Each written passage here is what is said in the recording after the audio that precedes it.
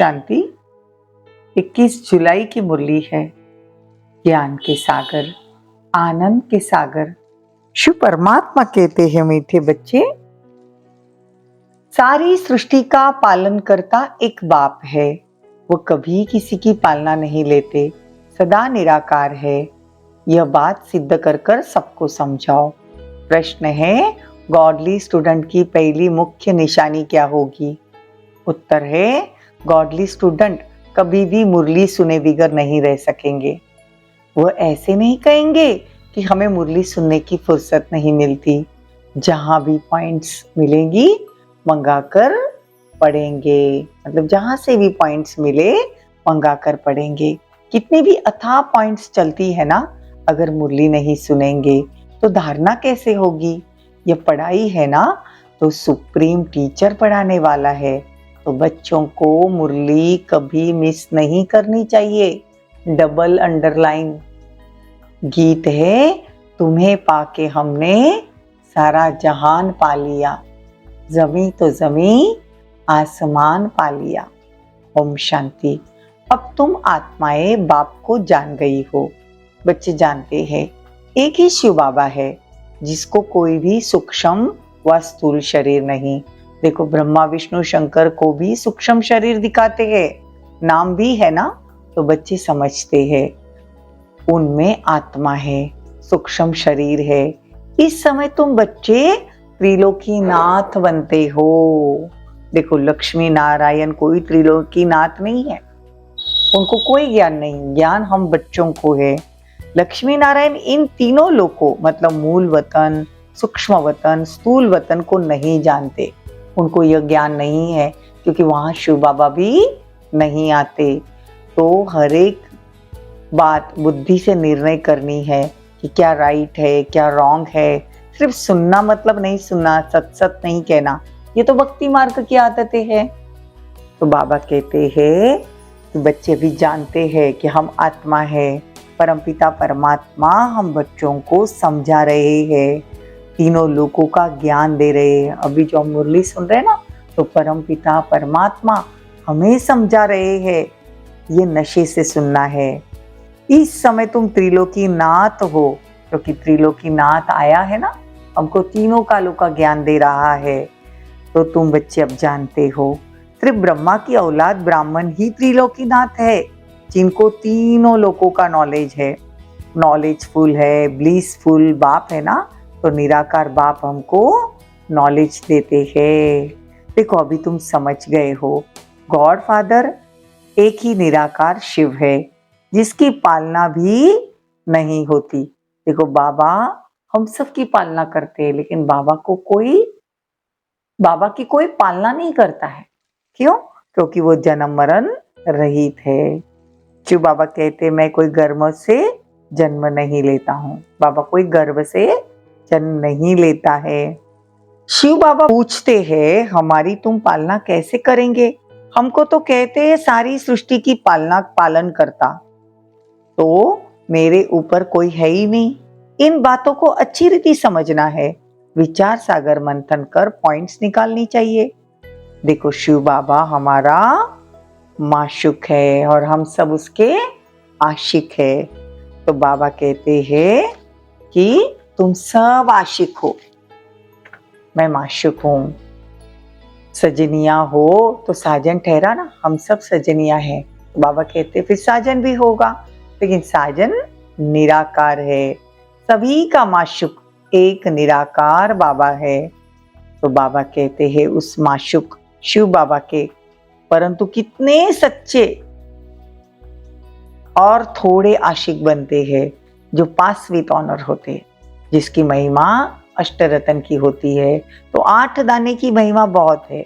बाबा कहते हैं कि बच्चे मुझे निरंतर याद करो, क्योंकि मेरे से तुमको बहुत सुख मिलता है। अंडरलाइन। बाबा कहते तुम मुझे निरंतर याद करो, क्योंकि मेरे से तुमको बहुत सुख मिलता है। वो तो करके अल्पकाल का सुख मिल जाता है, आपस में बहुत लव रहता है, या फिर बेहद का बाप बेहद का लव देता है। तो बेहद का प्यार एक में रहता है ना। तो बच्चे जानते हैं कि बाबा से कितना प्यार करना चाहिए। बेहद का बाप हमको बेहद का सुख देता है, बड़ी सुख देने वाली पॉइंट है। वहां स्वर्ग में तो आदमशुमारी होगी नहीं, वहां पे सिर्फ 9 लाख आत्माएं होती है। बाबा बैठ कितनी गुह्य बातें समझाते हैं, क्योंकि वहां देवी देवता धर्म है। तो देवी देवता धर्म में आदमशुमारी ज्यादा नहीं होगी। एक धर्म, एक राज्य, एक भाषा, एक बच्चा, एक बच्ची। देखो कितनी समझने की बातें हैं। तो बुद्धि से बाप को याद करना चाहिए। बाबा कहते हैं कि तुम बच्चों को इतना सब आत्माओं को ज्ञान देना चाहिए। तो शिव बाबा की जो दुकान है मनुष्य से देवता बनाने की, फिर उसमें नंबरवार तो है, लेकिन महारथियों का सेंटर जरूर अच्छा चलता होगा। समझेंगे, अच्छे सेल्समैन है शिव बाबा के। सब दुकान है ना, जितने भी सेंटर्स है बाबा की दुकान है। तुम अविनाशी ज्ञान रत्नों का व्यापार करते हो। तो बाबा कहते हैं कि अब तुम बच्चों को सबको अच्छी तरह से समझाना है, पॉइंट्स निकालनी है, वो धारण करनी है, और जहां भी पॉइंट्स मिले मंगा कर पढ़ना है। ऐसे नहीं कि फुर्सत नहीं है। अरे गॉडली स्टूडेंट हो तो ऐसा कैसे कह सकते कि फुर्सत नहीं है। बाबा कहते अगर मुरली नहीं सुनेंगे तो धारणा कैसे होगी।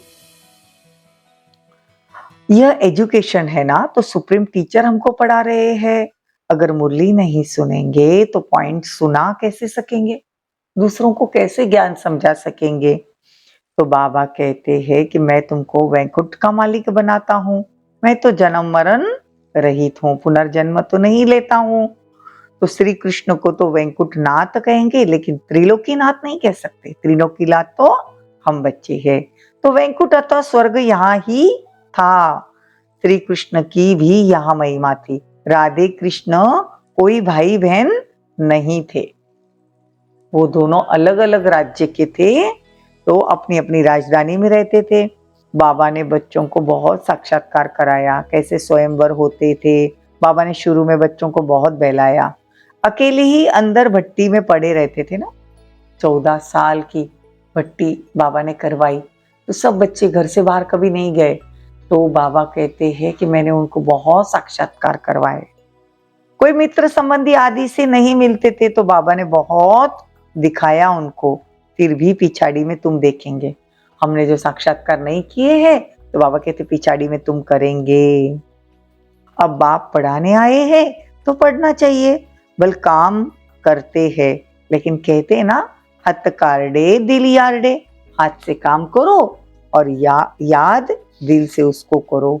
तो बुद्धि योग बाप से लगा रहे। ग्रस्त व्यवहार में रहते हुए भी याद उनको करना है। अरे बाप स्वर्ग का मालिक बनाते हैं, क्या समझते हो?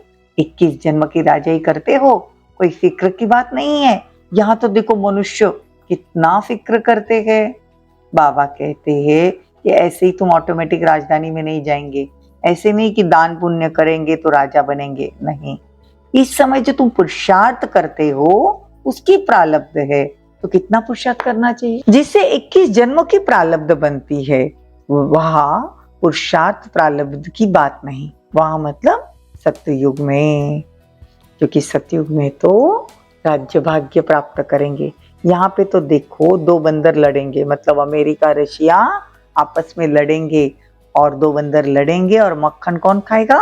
भारत। तो विश्व की बादशाही भारत को मिलेगी, भारत विश्व गुरु बनेगा। तो मक्खन तुमको मिलता है।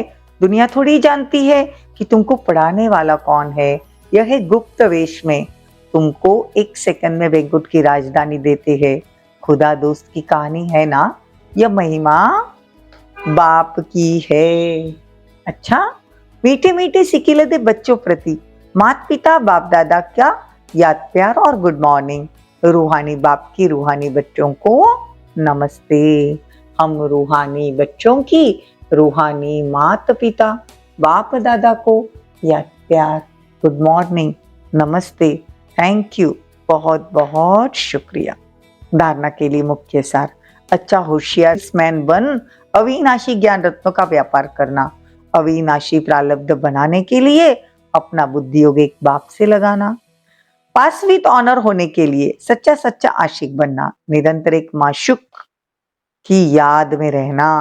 वरदान, सर्वशक्तिमान के साथी बन, सर्व के प्रति शुभ भावना रखने वाले, चिंतन व चिंता मुक्त भव। देखो, कई बच्चे चिंतन करते हैं कि फलाने की बीमारी ठीक हो जाए, बच्चा व पति ज्ञान में चल जाए, धंधा ठीक हो जाए। यह भावना अच्छी है, लेकिन आपकी यह चाहना पूर्ण तब होगी जब स्वयं हल्के हो, बाप से शक्ति लेंगे। इसके लिए बुद्धि रूपी बर्तन खाली चाहिए। सभी का कल्याण चाहते हो तो स्वयं शक्ति स्वरूप बन, सर्वशक्तिवान बाप के साथी बन, शुभ भावना रख चलते चलो। देखो, चिंतन व चिंता मुक्त बनो, बंधन में नहीं फंसो। स्लोगन, जो प्रश्नों से पार रहते हैं वही सदा प्रसन्न चित्त रहते हैं। ओम शांति।